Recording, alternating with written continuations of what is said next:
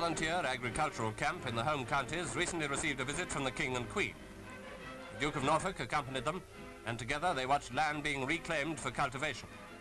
Bulldozers were on the job, of course. One rarely comes across a newsreel story these days which doesn't include a bulldozer. A very real contribution towards maintaining the nation's food supplies is being made by these men and women who give up their holidays to work at these volunteer agricultural camps. Although they'd already done a hard day's work, they were eager to tell their Majesties just how much they were enjoying it. And when tea was served, the King and Queen sat down with 54 hungry workers to a meal of bread and butter, meat paste, jam and cake.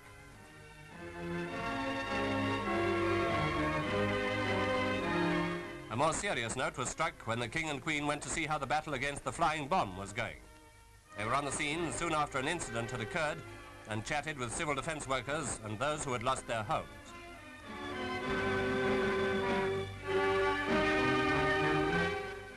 At an ACAC site, they saw for themselves just how the problem is being tackled. During their visit, several doodlebugs came over, and watching the guns in action, they saw at least one shot down.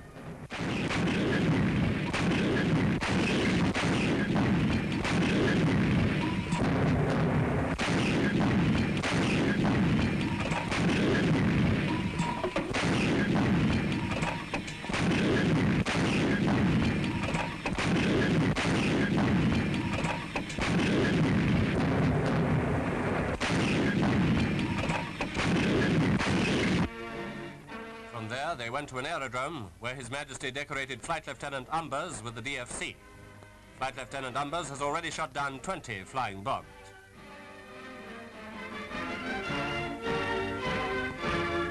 On to another fighter station where he held another investiture. Among those decorated was Group Captain Cunningham, the famous night fighter ace, who received a bar to his DSO. Royal recognition for men of the Royal Air Force. No longer the few of 1940, but the many carrying on the traditions of the few, and winning this, the decisive stage of the Second World War.